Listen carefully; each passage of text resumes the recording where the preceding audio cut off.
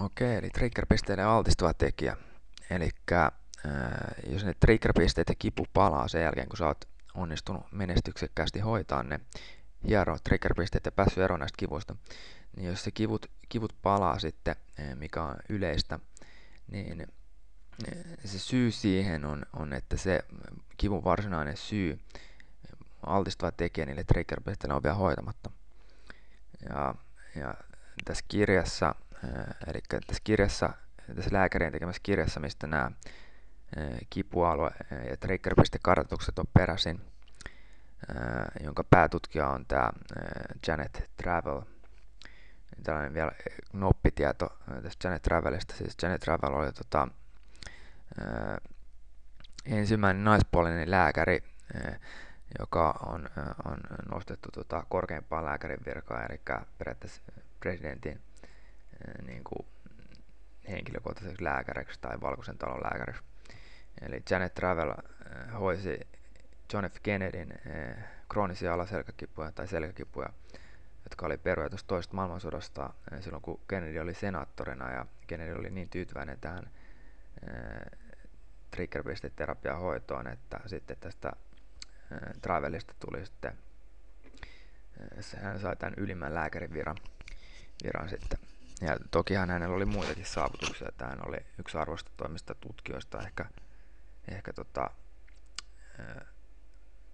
tai ehdottomasti kivun tutkimisessa kaikkein arvostetun henkilön kautta aikoina.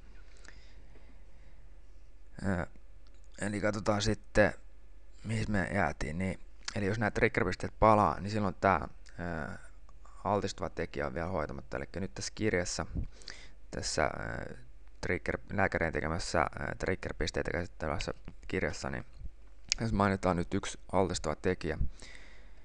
Ja se on tällainen jalan rakenne kuin Mortonin jalka nimeltä. Eli tämä jalka on yhdistetty sitten triggerpisteeseen ja kipuun. Eli jos henkilöllä on tällainen jalka, niin se aiheuttaa sitä, että se synnyttää näitä triggerpisteitä.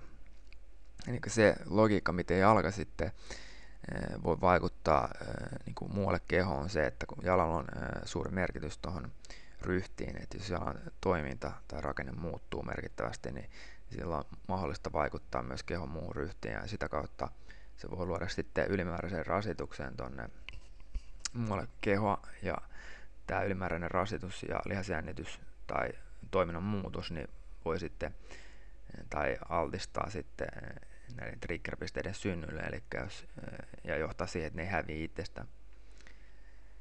Ja tällaisessa tilanteessa, niin jos sulla on triggerpisteitä ja sä hoidat ne, niin jos ne kivut palaa sitten ihan samalla lailla, kun sä sait ne ensimmäisen kerrankin, se hierominen ei auta, eli sun pitää korjata sitä altistava tekijä. Ja nyt se altistava tekijä, eli mä sanoin, se on sellainen kuin Mortonin jalka. Joo, eli siis Mortonin jalka oli se jalka, jossa tämä isovarpaan ensimmäinen nivel on lyhyempi kuin seuraavan varpaan vastaava nivel. Tässä näin lyhyempänä. Ja sitten tässä tämä Mortonin jalka oli, eli tämä oli sitten se toinen vielä tekijä, eli näillä oli tämä Mortonin jalka ja kipua, niin se isovarvas silloin kun nilkka on tuollaisessa neutraalissa suorassa asennossa, niin tuo isovarvas ei kosketa maata täydellisesti, eli tässä on nyt punaisella kuvaa suuretta painoja jalanjälkeen. Ja nyt tällaisessa Mortonin jalassa, jossa eli tässä Mortonin jalkaa, niin tämä isovarvas, niin kuin, että se jää sen nivelen pituuden takia sitten, se ei osu, se painopiste ei osu tässä isovarpaan kohdalla, eli tässä se olisi nyt, milloin se olisi normaalisti osuus. Mutta eli tätä korjattiin sitten sillä tavalla, että laitettiin tähän isovarpaalle tällainen muutaman millimetrin tuollainen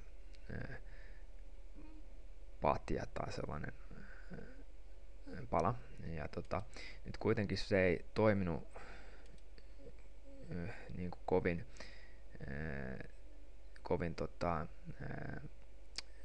hyvin ennustettavasti. Ja sitten sellainen yksi jalkakirurgi keksi sitten sitä mukaan, kun dataa tuli lisää, niin sitten selvisi tarkemmin, eli tämä nivelen pituus ei itse asiassa vaikutakaan tähän isovarpaan siihen, että se on koholla, vaan siinä on yksi toinen tekijä, joka on samanaikaisesti voi olla, mutta se on täysin riippumaton tästä nivelen pituudesta, eli on löytynyt tällaisia, joilla on tällainen nivel on lyhyempi, mutta niillä tämä isovarvas osuu maahan niin kuin täydellisesti. Se tekijä on sellainen, että mikä tämä jalkakirurgista löysi, niin tämä isovarvas jalan kehitys toimii niin, että jalka on tällaisessa sikiövaiheessa tällaisessa sisäänpäin kääntyneenä. Sitten se lähtee avautuu, kantaluu avautuu ensin, sitten viimeisenä avautuu tämä isovarpaaluu niin, että sitten lopulta täydellisesti normaalisti kehittynyt jalka, niin se isovarvas koskettaa maata suorana silloin kun nilkka on suorana. Ja nyt se tekijä, minkä takia tämä isovarvas siis jää ilmaan, on tämä, että usein käy silleen, että se isovarvas ei avaudu ihan täydellisesti lopullisesti. Tämä on sitten täysin riippumaton tästä nivelen pituudesta, sijainnista. Ja nyt tässä se, minkä takia se yhdistettiin tähän, oli, niin tähän otettiin siis henkilöitä, jotka kärsi näistä kroonisista kivuista. Ja sitten samaten niillä oli tämä ongelma. Ja tässä oli vain yksi tällainen ensimmäinen tekijä, mihin se pystyttiin sitten yhdistämään tuolle visuaalisesti. Mutta nyt sitten me on löytynyt tällaisia samanlaisia tuo isovarvas kohonneena sellaisessa, jossa on ihan normaali tämä jalkanivelten pituudet. Eli tässä on nyt se, ja tämä on hoidettavissa sitten, eli kun aluksi tätä hoidettiin tällaisella patjalla tässä näin, niin nyt kun keksittiin, että tästä seuraa, että se on kohonneena ja kääntyneenä, niin tällainen niin kuin kiilan mallinen tällainen pala tuossa isovarpaluun alla, joka on mitoitettu niin kuin suhteellisen lähelle sitä avautumattomuuden suuruutta, niin se itse asiassa toimii aivan loistavasti. Eli jos on triggerpisteitä ja hierojen ja kivut palaa sitten, niin silloin tällaisella pohjalla pääsee niistä eroon lopullisesti. Ja tietenkin olisi mahdollista periaatteessa hypätä tuon koko triggerpisteen hieronnan yli, eli jos on tällainen jalka, niin yleensä auttaa, että pelkästään se pohjalla, niin se poistaa ne triggerpisteet, ne hävii itsestään. Jossain harvinaisessa tapauksessa, jos se kipu ja spasmi on niin paha, niin sitten nämä triggerpisteet voi jäädä niinku siitä, se voi olla niin paha, että silloin tarvitaan hierontaa, mutta yleensä tämä pelkkä pohjallinen riittää poistaa nuo kaikki kivut.